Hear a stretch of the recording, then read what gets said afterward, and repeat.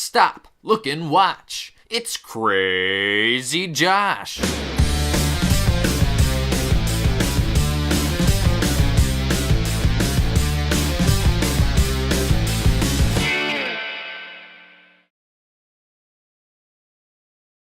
I was kind of wondering what the favorite candy was of the Wendigo. Well, I have to say there was we got some candy from the store at the Boy Scout camp.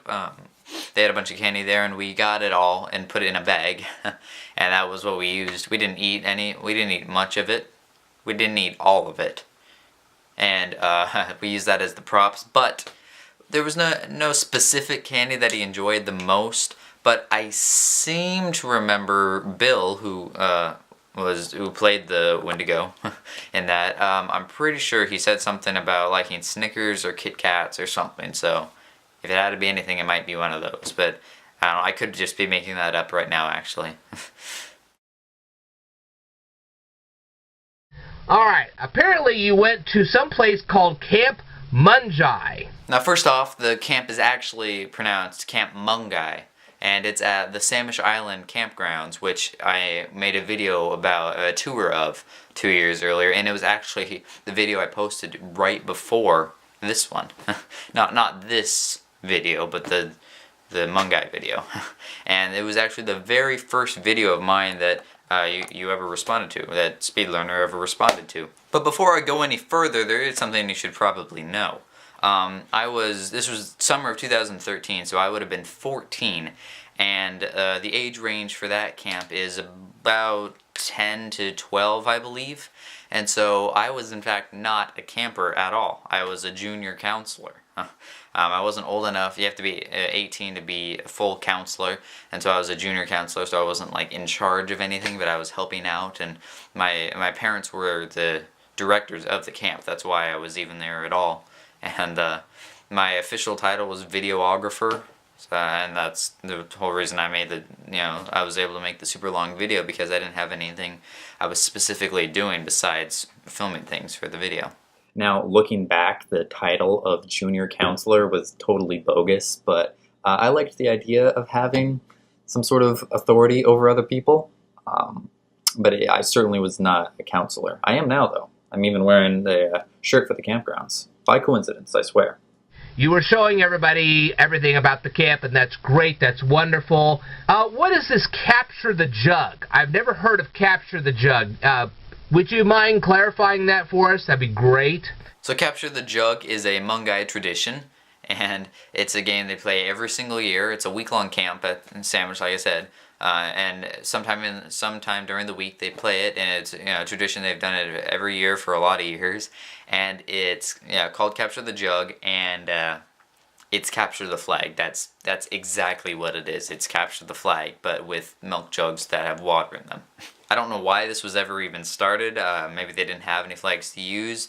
Maybe they wanted to use milk jugs. I have no idea, but it's a giant field with a string across the middle to separate the two sides, and there's like 5 or 6 jugs on each side that they have to go and get. It's Capture the Flag with milk jugs. I see you kept fit at the camp. I mean, people were doing push-ups and sit-ups and all kinds of stuff. That's very, very nice. That's very good. Yes, campers did keep fit at the camp. They ran around. They had lots of fun. But the push-up that you saw was actually there was a part where a bunch of the boys and a few of the girls really wanted to do like these reverse shots for the videos, and so what you saw there was actually his name was Kian, and what he was actually doing was falling down and then looking like he started pushing up, and so when he reversed it, it made it look like he pushed up and was able to just stand up. But the whole reason that was done was because for the reverse shots, and there's a bunch of other ones that we reversed that didn't look like that originally. Did you see any particular animals at the camp? Now, while there have been animals that sort of wander in from the woods at Samish before, I don't remember seeing any particular different animals than before. There could have been a deer at one point, but I'm pretty sure for the most part that there wasn't any animals that came in. And did the camp leaders tell you ghost stories? We didn't tell any of the campers ghost stories from what I can remember. I don't know why, but yeah, I don't actually remember telling them any specific ghost stories or anything. But I was recently at Camp Genesis, which is the very first youth camp you can go to at Samish. It's only a weekend, and I was a counselor there. You know, I'm 16 now. Oh, actually, 16 is like the cutoff point for a junior counselor. So I was actually like a junior counselor at Mungai. But anyway, I was at Genesis, which is for the youngest, grades 3 through 5, 2 through 4. I can't remember exactly what it was, but somewhere around there. Me and my mom were both counselors there. Anyway, I told them a ghost story there. I told them the story of Kelp Man, which is a local legend at Samish Island. And I won't go into it completely now. I may make a video discussing his definitely true backstory in the future, but basically all I need to know is he's made of kelp and he lives in the lake at Samish. And I spent about probably a good 15 minutes telling the boys in the cabin at night the story of him and an encounter we had with him at a different camp I was at. And it scared a lot of them. And why did Sarah spray your camera? That wasn't very nice. No, she didn't actually spray my camera. That was just, she actually tried to get the bottle or the cap off of the spray can, but she couldn't get it off, and then I just faded to orange to make it look like that. But it was a funny joke, and some people actually believed it, so mission accomplished. I see that the Easter Bunny made a unusual visit to your camp. That was interesting. Actually, yeah, that was weird. Wait, what the heck? That was a 4th of July parade. Why was the Easter Bunny there? Now, who won the softball game? And did anybody get seriously injured at the softball game? I certainly hope not. I can't remember who won the baseball game there. But no, nobody got seriously injured. Well, aside from that. But no, she wasn't seriously injured. She was much better later in the day. She was talking fine. You know, it only hurt for a couple of minutes, luckily. And do you still have your tie-dye shirt from the camp? Actually, the tie-dye shirts were only for the campers. None of the counselors got to make them. But I did have a white t-shirt that I wrote CrazyJoshCravy on. It was supposed to be like, you know, an official shirt or whatever, but it didn't look very well because it started out really big and I had to make it smaller to fit on the shirt. And I don't know if I still have it or not. And if I do, it's lost somewhere in my closet. Okay, it's been like 3 years since I shot that and 5 years since the camp, but I do still have the shirt. Now, hopefully, none of you found poison ivy or mosquitoes at your camp. I hope that you didn't find either one at your camp. You might. I don't know. If you did, let me know. From what I can remember, which was 2 years ago, the mosquitoes weren't a big problem, but there's always bugs and mosquito problems at Samish. Well, at Genesis it wasn't that bad, but at Mungai, I don't remember it being a particular problem. Did you make your own checkerboard? I saw that you guys were making checkerboards. One side was a checkerboard and the other side it became like a bench. That was kind of cool. I really liked that. Did you make one of your own? If you do you still have it? Actually, yeah, that example one that my dad had made in the video, he kept, and we still have it somewhere, but it's probably in our trailer. Lost. It's a tent trailer, so it's all folded up and impossible to get into. But yeah, I'm pretty sure we still have it. Did you see any, what kind of fish did you see in the, I don't know whether it was a lake or a river or what. What kind of fish did you see there? Did you catch any fish while you were in your rowboat? Huh. That's weird. I'm getting the weirdest sense of deja vu, like I've heard you say something similar to that before. And what was that body of water? Tell me a little history on that body of water that is right next to the island. That I would love. Did you get a chance to fish out there? I'm sure that thing's teeming with fish. But no, like I said, nearly 2 years ago, there aren't any fish there. You can't fish. The pipe doesn't allow fish to go through because they either just die or they don't allow fish to go through. This is the lake at Samish Island, not to be confused with Samish Island Lake. And much how the island isn't an island anymore, this didn't used to be a lake. It actually used to be a field that held a similar purpose to the field I showed earlier. But years ago, the Freestads dug it out, ran a pipe from the ocean, filled it up, and is now the lake we know and love today. And I see you got to watch a fireworks show. That would have been very interesting for you to post on your YouTube channel. If you do get a chance to post it, great. And if you get a chance to do a future fireworks show, go ahead and post that on your YouTube channel. I'd love to see it. Actually, no, that was about the only footage of the fireworks show that I got, but it was nice, and they do it every 4th of July. Or all the people down the street shoot off the fireworks, and the kids always enjoy it, so that's fun. What ball game was the young lady referring to? So the ball game that she was referring to was literally nothing. It was just some ball game that my character had apparently watched the night before.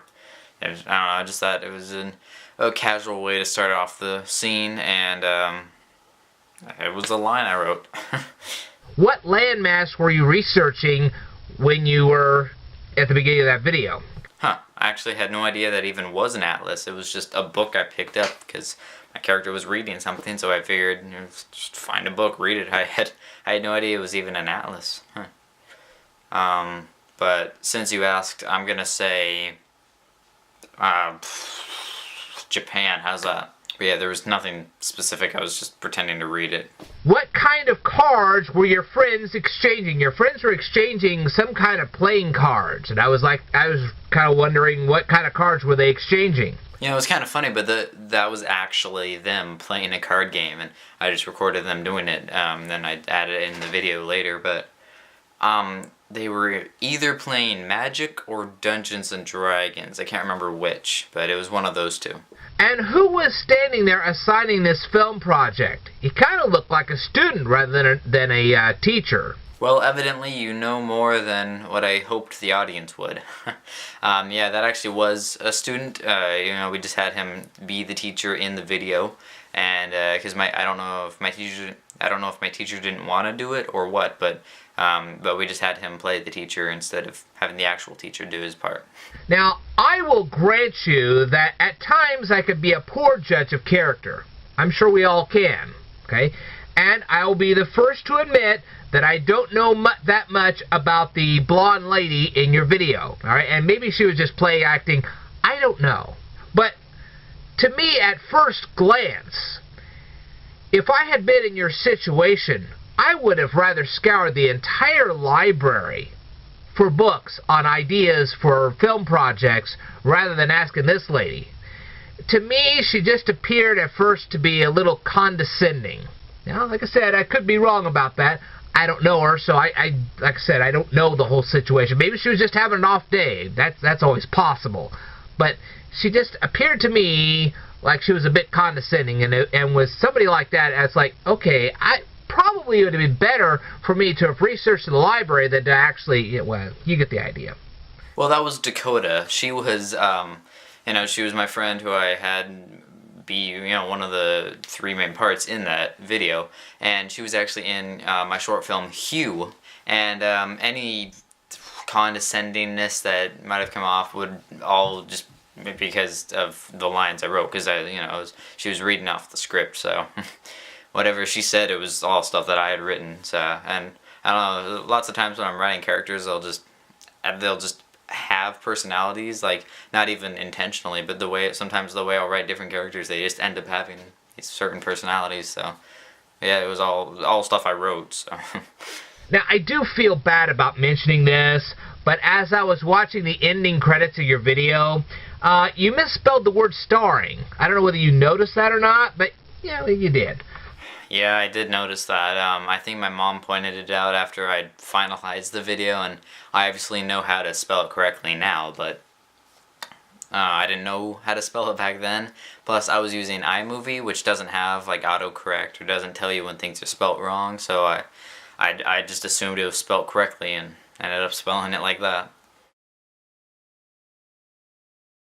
Who was Kevin, and what disease did he have? Kevin was an inside joke between some of the girls in the group.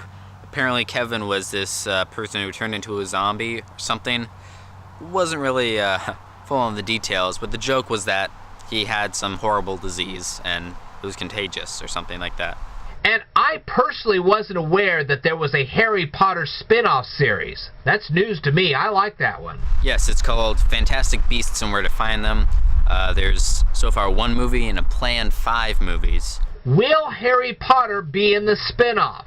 As far as I know, no, because it takes place like at least 50 years before all the Harry Potter stuff happens. I mean, closer to 100, I think. And why isn't the weather person enjoying the wind?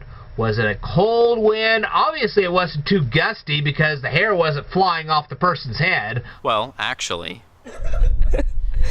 Oh. It's windy. Bob, the weather's changed. There's a tornado. Don't ask me why. We're in the Northwest. This shouldn't be happening. But there's a tornado. I still want to go home. It's still cold. You had a couple of dogs in the video. What are the names of the dogs? Those dogs would be Penny and Sirius. What batteries are used in the yellow bow? No idea, because I don't know where that bow is now. We only used it at Christmas, and it's well past Christmas now. Oops. What are the kids making? You had them in a classroom. What were they making? I saw them making something. It was something creative, but I didn't know what they were making. They were actually solving Rubik's Cubes, because that's the Rubik's Cube class my mother and I did at the elementary school, so they were all solving Rubik's Cubes. How much snow did you receive? Did you have to call a plumber for your pipes? We didn't have to call a plumber or anything. In fact, throughout the whole entire winter, there was about 3 days where it snowed, and one other day where there was sort of snowing in the morning, but by noon it was all gone. And our pipes never had any issues with them. Personally, I prefer weather like this much more than snow. Was there, or is there now, any aquatic life under the ice? As far as I know, there isn't and hasn't ever been anything living in the pond, but even if there was, it probably wouldn't last long, because it literally is just that pond. It's not connected to the ocean or anything. What are the names of the fish in your aquarium? And what kind of fish are they? And how big is that aquarium? I'd like to know all that. That was actually our aunt and uncle's house, and that was their fish, so I don't know their names. I also don't know what type of fish they are or how big the aquarium is. Sorry. What is your dog's favorite food? They don't really have a favorite food that they prefer over other things, but it's usually just whatever we're eating at the time they want. But we do have these dog treats that they seem to like. Can I get some money for this now? Look at that. I'm like this is a commercial now. Can we turn on best friend? Yeah. Get your dog treats. What is your favorite store? What is your least favorite store? I'm gonna go with Costco as my favorite, because they also have they have clothes, books, movies, and obviously food there. They have couches, they have hot tubs, appliances. It's Costco. They have everything. And least favorite, I don't really know. What is your favorite popcorn flavor? I'd like to know that, and Sarah's as well. Since your sister was in the video too, I'd like to know what her favorite flavor of popcorn is. I don't eat popcorn because I have braces, and the kernels always get stuck in my teeth. But on the occasion when I do eat popcorn, or when I used to eat popcorn, just basic popcorn and butter and salt. Same with my sister. What other movies were playing at the theater? No idea. Did you encounter any heavy holiday traffic? This is something I did encounter. No, we didn't really have any bad traffic. Basically the only place we went on that whole vacation was to the movies and back. And it's just a straight shot from Seattle to Yakima and back. In the beginning of the video, Sarah had a headache. Why did she have a headache? And how long did the headache last? Not sure why she had the headache, but it lasted pretty much the whole night.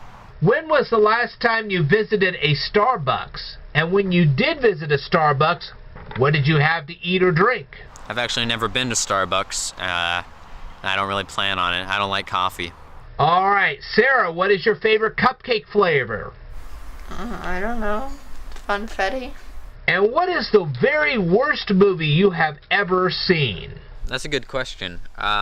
Movie 43 was pretty bad, but I think I'm gonna go with The Last Airbender movie.